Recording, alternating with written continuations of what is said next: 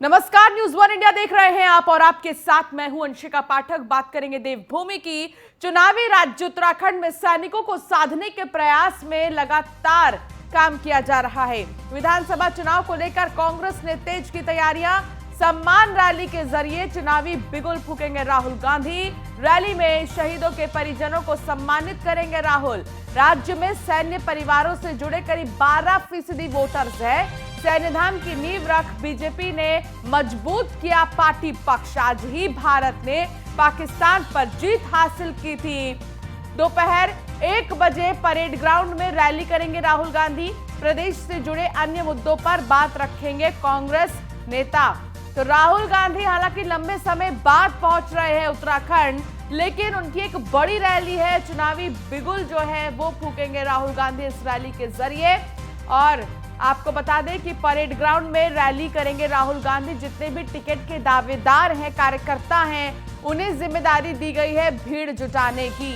तो एक भारी भीड़ होगी लोगों की, ये कहा जा रहा है। और साथ ही राहुल गांधी आज क्या कहते हैं देवभूमि से, ये देखने वाली बात है। तो सम्मान रैली के जरिए चुनावी बिगुल फूकेंगे राहुल गांधी, सम्मानित करेंगे शहीदों के परिजनों को। रैली में शहीदों के परिजनों को सम्मानित करेंगे। राज्य में सैन्य परिवारों से जुड़े करीब 12% वोटर्स हैं और उनको एक तरह से साधने की कोशिश की जाएगी।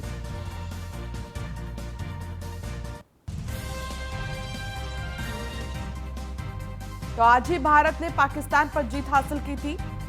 दोपहर 1 बजे परेड ग्राउंड में राहुल की रैली है। संदीप नेगी हमारे संवाददाता हमारे साथ जुड़ गए हैं। संदीप, क्या जानकारी मिल रही है इस रैली को लेकर? लंबे समय बाद हालांकि राहुल गांधी उत्तराखंड आ रहे हैं, तो उस तरीके का उत्साह भी होगा, तैयारियां भी वैसी ही होंगी? बिल्कुल, देखिए आखिर देर से ही सही लेकिन कहीं ना कहीं कांग्रेस के जो बड़े नेता हैं वो अब चुनावी दौरे करने लगे हैं और यही वजह है कि आज राहुल गांधी देहरादून के परेड मैदान में एक विशाल जनसभा को संबोधित करने वाले हैं। और करीबन जिस तरह से कांग्रेस कह रही है कि 1 लाख से ज्यादा जो लोग हैं वो इस जनसभा में आएंगे और जी। क्योंकि मेन मकसद जो यहाँ पर है वो विजय संकल्प का है, क्योंकि सैनिकों का सम्मान करने को लेकर आज कहीं ना कहीं कांग्रेस ने एक तैयारी करी है। क्योंकि अब जो पूर्व सैनिक हैं या फिर जो मृतक जो सैनिक हैं उनके परिवार से कुछ लोग हैं वो यहाँ पर आएंगे। तकरीबन काफी जो तादाद है वो इनकी रखी गई है और राहुल गांधी इन लोगों का सम्मान करेंगे। क्योंकि आपको बता दें कि उत्तराखंड की जो पृष्ठभूमि रही है वो सैनिक बाहुल्य भूमि रही है। यहाँ से हर घर जो है से एक सैनिक है, कहीं ना कहीं वो देश की सेवा करता है। तो लिहाजा सैनिकों को आगे लेकर अब ये कहीं ना कहीं जो कांग्रेस है वो भी अपना कार्य कर रही है। क्योंकि इससे पहले भी लगातार अगर देखा जाए तो आम आदमी पार्टी ने भी सैनिक चेहरे को मैदान में उतारा है, अपने सीएम चेहरे को। कर्नल कोठियाल उनके सीएम चेहरे हैं। और कल की अगर बात करें तो बीजेपी ने भी कल जो 5वां धाम जो घोषित किया है उस सैन्य धाम को लेकर घोषित किया है। और ऐसे में कांग्रेस भी अब पीछे नहीं हट रही है और लिहाजा आज राहुल गांधी परेड ग्राउंड मैदान में एक विशाल जनसभा को तो संबोधित करेंगे ही, लेकिन उससे पहले सैनिकों का सम्मान भी यहाँ पर जरूर होगा। तो कह सकते हैं कि पूरी तरह से अब कांग्रेस भी चुनावी मैदान में उतर चुकी है, हालांकि देर से ही सही, लेकिन अब कांग्रेस के जो बड़े नेता हैं वो भी कहीं ना कहीं उत्तराखंड में चुनावी दौरे करने लगे हैं। क्योंकि यह पहला दौरा है। एक एक विशाल जनसभा को आज यहाँ पर संबोधित करेंगे राहुल गांधी। तकरीबन 11 बजे का जो समय है वो वहां पर दिया गया है। हालांकि अभी से अगर बात करें तो जो भीड़ है वो परेड मैदान में जुटनी शुरू हो गई है। उसकी जो तैयारियां हैं कांग्रेस द्वारा वो लगातार पिछले 1 हफ्ते से जारी है कि परेड ग्राउंड मैदान में किस तरह से व्यवस्था बना दी जाए और कहाँ कहाँ से जो लोग आने हैं तो उनको किस तरह से यहाँ पर ले आया जाए। क्योंकि अगर जो जानकारी के मुताबिक अगर बता दूं तो कांग्रेस ने सीधे सीधे तौर पर ऐलान किया है कि आखिरकार जो भी जो अपना टिकट चाहता है या फिर जो दावेदारी करता है वो इस रैली में अपना दमखम दिखाए और ज्यादा से ज्यादा जो लोगों की जो भीड़ है वो कहीं ना कहीं इस संख्या में जुटाए। क्योंकि पिछली बार जिस तरह से पीएम मोदी की रैली हुई थी 1 लाख लोगों की, हालांकि उन्होंने दावा किया था लेकिन महज 30 से 35 हजार ही लोग वहां पर पीएम मोदी की रैली में दिखे थे। तो ऐसे में कहीं ना कहीं कांग्रेस जरूर चाहती है कि ज्यादा से ज्यादा जो तादाद में है वो यहाँ पर लोग आए और कहीं ना कहीं जो टक्कर की अगर बात जिस तरह से अंदर जो सामने आ रही है कि पीएम मोदी के बाद राहुल गांधी भी उसी मैदान में रैली कर रहे हैं, तो स्वाभाविक सी बात है कि कांग्रेस जरूर चाहेगी कि ज्यादा से ज्यादा भीड़ वहां पर है लोगों की जुटाई जाए। और तमाम जो पिछले 5 सालों की जो नाकामयाबियां जिस तरह से कांग्रेस लगातार कह रही है, तो उनको भुनाना कहीं ना कहीं आज भुनाने राहुल गांधी यहाँ पर जरूर आएंगे। और क्या आगे का विजन होगा कांग्रेस का, किस सहारे पर चुनाव मैदान में उतरेगी, तो उसको लेकर कहीं ना कहीं राहुल गांधी आज एक ठीक मूल है। मंत्र कांग्रेस कार्यकर्ताओं को जरूर यहाँ पर देते हुए नजर आएंगे जी। ठीक है संदीप, आप बने रहिए हमारे साथ, आगे भी हम आपसे अपडेट लेंगे। तो वही देहरादून के परेड ग्राउंड में आज होने वाली कांग्रेस के वरिष्ठ नेता राहुल गांधी की रैली के लिए कांग्रेसी कार्यकर्ताओं और पदाधिकारियों का देहरादून कूच लगातार जारी है। श्रीनगर विधानसभा से गाड़ियों का काफिला देहरादून के लिए रवाना कर दिया गया है। कांग्रेस के वरिष्ठ नेता सुधीर रावत ने बताया कि देहरादून में होने वाली परिवर्तन सम्मान यात्रा के मद्देनजर श्रीनगर विधानसभा के पाबो ब्लॉक से अकेले 42 गाड़ियों का काफिला देहरादून के लिए रवाना हुआ है। कांग्रेस नेताओं के मुताबिक राहुल गांधी की रैली को भव्य बनाने के लिए कांग्रेसी कार्यकर्ता लगातार देहरादून का रुख कर रहे हैं।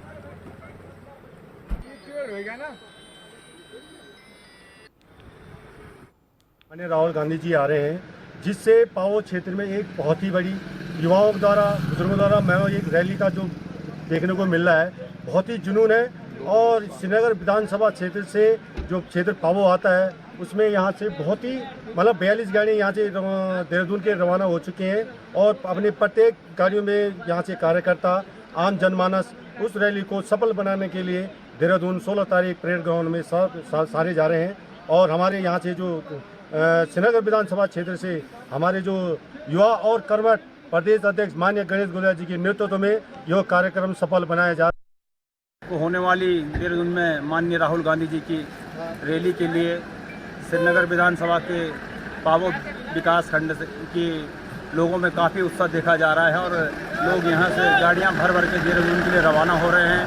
अभी तक लगभग 40 से 42 गाड़ियां मैक्स बोलेरो यहां से निकल चुकी हैं। क्षेत्रवासियों में राहुल गांधी की रैली को लेकर काफ़ी उत्साह देखा जा रहा है, जो कि आने वाले विधानसभा चुनाव जो 2022 में होने वाले हैं उसका एक सफल उदाहरण देखने को मिल रहा है। को होने वाली देहरादून तो देहरादून में आज होने वाली कांग्रेस की विजय दिवस ऐतिहासिक रैली की तैयारियां पूरी हो गई हैं।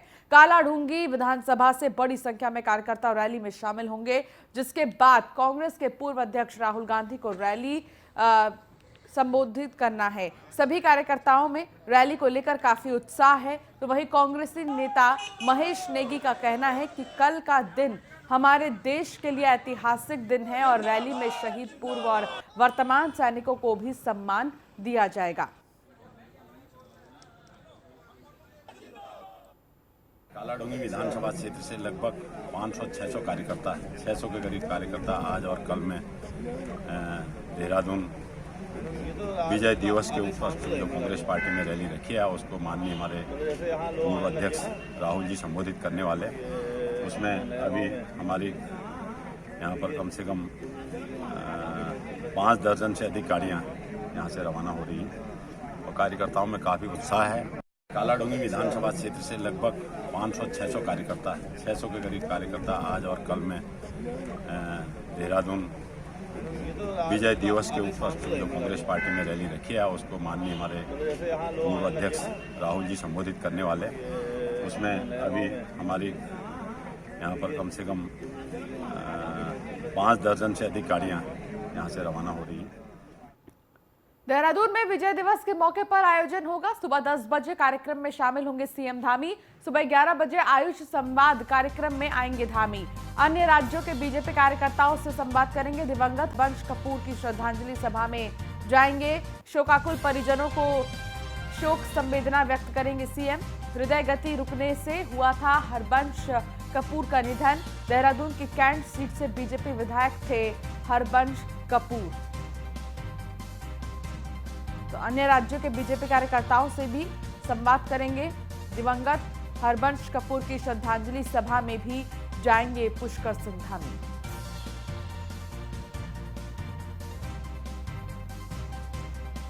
हृदय गति रुकने से हरबंश कपूर का निधन हुआ था। देहरादून की कैंट सीट से बीजेपी के विधायक थे हरबंश कपूर। तो देहरादून में विजय दिवस के मौके पर आयोजन किया जाएगा। सुबह 10 बजे कार्यक्रम में शामिल होंगे सीएम धामी। इसके अलावा आपको बता दें कि 11 बजे के लगभग आयुष संवाद कार्यक्रम में धामी आएंगे।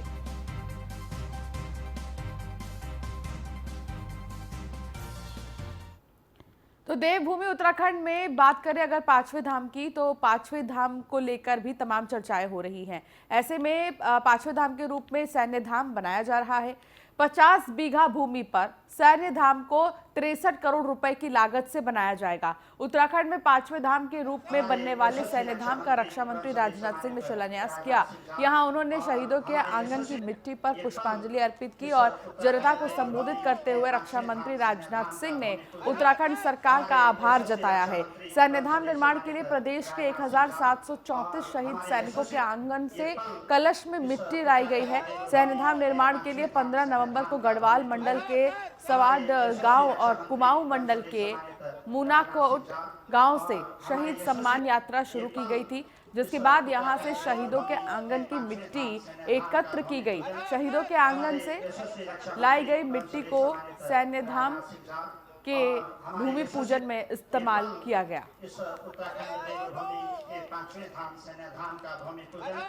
हमारे यशस्वी रक्षा मंत्री परम श्रद्धेय सम्मानित राजनाथ सिंह साहब और हमारे यशस्वी ये पल इस उत्तराखंड देवभूमि के पांचवें धाम सैन्य धाम का भूमि पूजन हमारे यशस्वी रक्षा मंत्री परम श्रद्धेय सम्मानित राजनाथ सिंह साहब और हमारे यशस्वी ये पल इस उत्तराखंड देवभूमि के पांचवें धाम सैन्य धाम का भूमि पूजन हमारे यशस्वी रक्षा मंत्री परम श्रद्धेय सम्मानित राजनाथ सिंह साहब और हमारे यशस्वी ये पल इस उत्तराखंड देवभूमि के पांचवें धाम सैन्य धाम का भूमि पूजन हमारे यशस्वी रक्षा मंत्री परम श्रद्धेय सम्मानित राजनाथ सिंह साहब।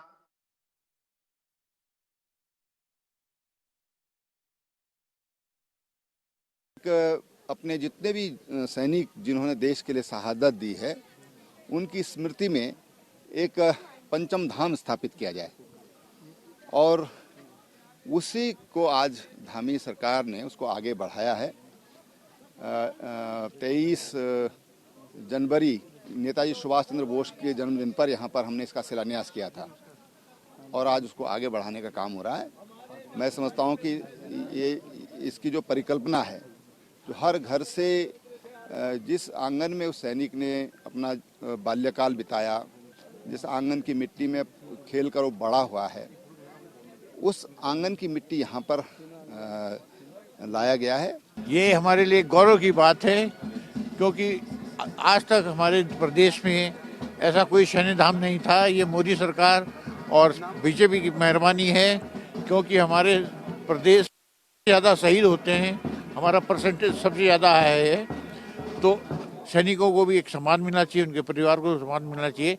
उसके लिए हम बीजेपी सरकार और उत्तराखंड सरकार के लिए धन्यवाद है कि उत्तराखंड के अंदर में वीरों की बहुतायत है, क्योंकि यहाँ से हम देश के 17-18% लगभग देश की सैनिकों का बाहुल्य है और ये जो सैन्य धाम यहाँ पर इसके बाद में बन के जो देशवासी देखने के लिए आएंगे, वो यहाँ से इंस्पायर्ड होकर के जाएंगे और सीमाओं के में रखवाली करने में अपना सहयोग और भावनाएं देंगे। बहुत अच्छा लगा कि शहीदों के लिए भी एक प्रॉपर जगह जो कि उत्तराखंड में हमारे था नहीं, जो कि अभी बन गया है। तो मैं चाहती हूँ कि इस यहाँ पे अच्छे से बने और जन जितना अच्छा प्रोग्रेस कर सके करे और वीर नारियों के लिए भी कुछ। तो सोमवार को भाजपा विधायक हरबंस कपूर का निधन हो गया, जिसके बाद से ही बीजेपी नेता और कार्यकर्ता उन्हें श्रद्धांजलि देने पहुंच रहे हैं। इसी कड़ी में आज रक्षा मंत्री राजनाथ सिंह उनके आवास पहुंचे, जहां उन्होंने हरबंस कपूर को श्रद्धांजलि दी। इस दौरान उनके साथ सीएम पुष्कर धामी भी मौजूद रहे। राजनाथ सिंह ने इसकी जानकारी सोशल मीडिया के जरिए दी। उन्होंने लिखा, उत्तराखंड भाजपा के मजबूत स्तंभ रहे हरबंस कपूर के निधन के बाद मैंने देहरादून स्थित उनके निवास स्थान पर अपनी श्रद्धांजलि अर्पित की। साथ ही उनके शोक संतप्त परिवार से भेंट कर अपनी संवेदनाएं भी व्यक्त की है। बता दें कि हरबंस कपूर लगातार 8 बार विधायक चुने गए थे। उन्होंने उत्तराखंड विधानसभा के अध्यक्ष का पदभार भी संभाला था। उन्हें भाजपा के बहुत सहज और शालीन नेता के रूप में जाना जाता था।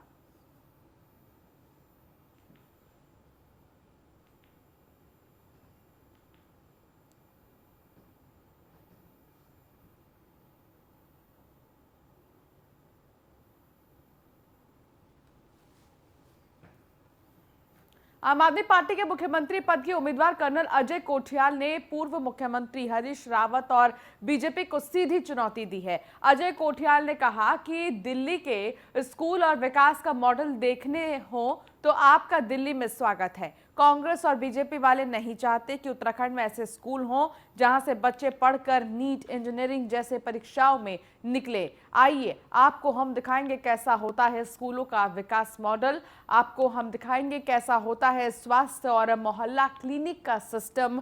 कर्नल कोठियाल ने हरीश रावत से सवाल पूछा है कि क्या उत्तराखंड के युवाओं के बेहतर भविष्य के लिए ऐसे स्कूल यहाँ नहीं खुलने चाहिए, ऐसी स्वास्थ्य व्यवस्था यहाँ नहीं होनी चाहिए। कांग्रेस को या बीजेपी को, मतलब मैं ये देखता हूँ कि वो कह रहे हैं कि दिल्ली में जो स्कूल हैं उसमें कुत्ते गधे ये सोते हैं। पहले तो शब्द देखो कितने अजीब से हैं। क्या उत्तराखंड में ऐसे स्कूल नहीं आने चाहिए जहाँ से बच्चे आईआईटी में निकलते हैं, जहाँ से बच्चे नीट में निकलते हैं, जहाँ पे प्राइवेट स्कूल से ज़्यादा सरकारी स्कूलों की वैल्यू हो गई है, जहाँ पे कि बच्चों को 0 पैसे देने पड़ते हैं 12वीं क्लास तक की शिक्षा के लिए, जहाँ पे कि उनको किताबें भी मुफ्त मिलती हैं, जहाँ पे कोचिंग अगर किसी बच्चे को ज़रूरत है एडिशनल कोचिंग की तो वो भी स्कूल में ना मुफ्त उसको कराई जाती है। इंफ्रास्ट्रक्चर इतने बढ़िया है, तो क्या ऐसे स्कूल यहाँ नहीं आने चाहिए?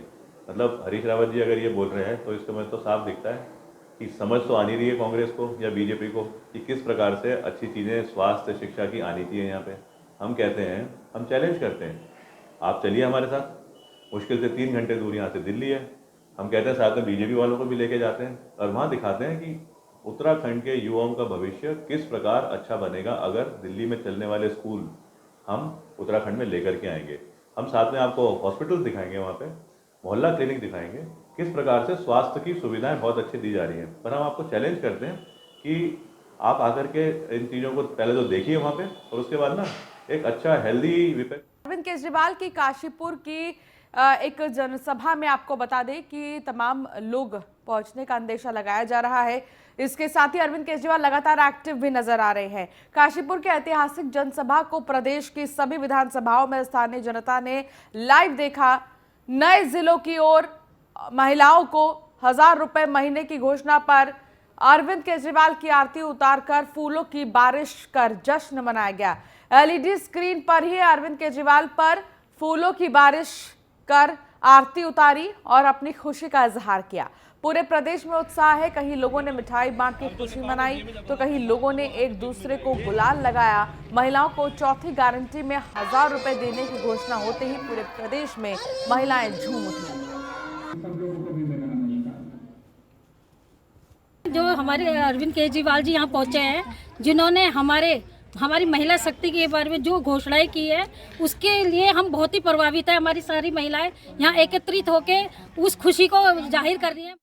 नैनीताल दूध उत्पादक सहकारी संघ का 71वां और 72वां वार्षिक सामान्य अधिवेशन का शुभारंभ कैबिनेट मंत्री रेखा आर्य ने किया है। इस दौरान उन्होंने दूध उत्पादकों को सौगात दी है। मंत्री रेखा आर्य ने दूध उत्पादकों को दिए जाने वाले प्रोत्साहन राशि को 4 रुपए से बढ़ाकर 5 रुपए प्रति लीटर देने की घोषणा की। साथ ही बेहतर काम करने वाले दूध उत्पादकों को सम्मानित भी किया गया।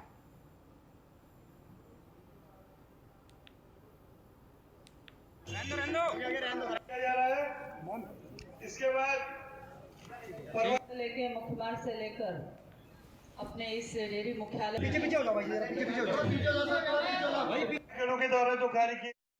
नैनीताल लालकुआ दुग्ध संघ का 71वां 72वां निकाय अधिवेशन जो है आज आहूत किया गया है, उसी में मैं आमंत्रित थी और उसी कार्यक्रम के दौरान मैं समझती हूँ कि शायद प्रदेश का पहला ऐसा डेयरी का या दुग्ध संघ का अपने परिसर में पशुओं के संदर्भ में उनकी चिकित्सा के संदर्भ में उनके लैब के स्थापना की चिंता की गई और आज लैब का जो है यहाँ पर आज उद्घाटन भी किया गया है।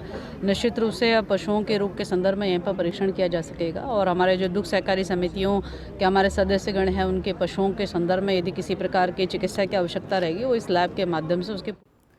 धर्मनगरी हरिद्वार में आगामी 17, 18 और 19 दिसंबर को हिंदू धर्म संसद आयोजित होने जा रही है। हिंदू धर्म संसद में देश के कोने कोने से साधु संत और विभिन्न धार्मिक संगठन प्रतिभाग करेंगे और जूना अखाड़े के महामंडलेश्वर स्वामी यति नरसिम्हानंद गिरी की देखरेख में आयोजित होने जा रही धर्म संसद में हजारों की संख्या में संत महात्मा धर्मनगरी पहुंचेंगे। जूना अखाड़े के महामंडलेश्वर स्वामी यति नरसिम्हानंद गिरी ने कहा कि धर्म संसद का मुख्य उद्देश्य सनातन धर्म को बचाए रखना है। इसीलिए हरिद्वार में आगामी 17, 18 और 19 दिसंबर को एक हिंदू धर्म संसद होने जा रही है।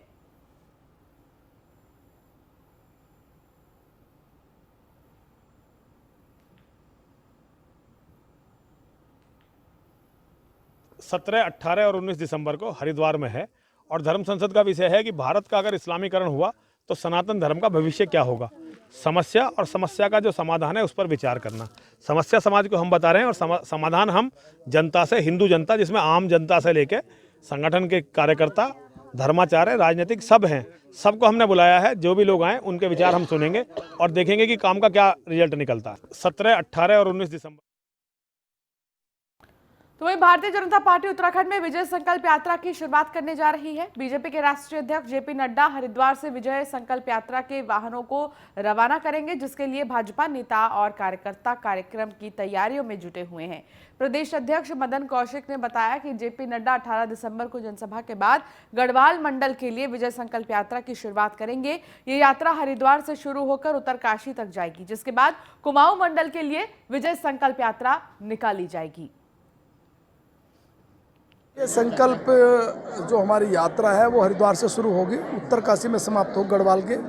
कुमाऊं की हमारी भगवान बागनाथ के दर्शन करके बागेश्वर शुरू होगी और खटीमा में समाप्त होगी। इस यात्रा की तैयारी के लिए आज हरिद्वार विधानसभा की एक बैठक हुई थी और इस बैठक में एक बड़ी रोड शो हो, बड़ी तैयारी के साथ कार्यकर्ताओं में मैंने उत्साह देखा है और वो हम आज कार्यकर्ताओं के उत्साह के आधार पर निश्चित रूप से बहुत बड़ा कार्यक्रम राष्ट्रीय अध्यक्ष जी का हो। जबरदस्त एकदम कार्यकर्ता चुनाव की तैयारी एकदम तुरंत देख रहे हैं सामने क्या टारगेट है उसको अचीव करने के लिए कार्यकर्ता। और चलिए इस बुलेटिन में फिलहाल इतना ही। आप बने रहिए न्यूज़ 1 इंडिया के साथ। नमस्कार।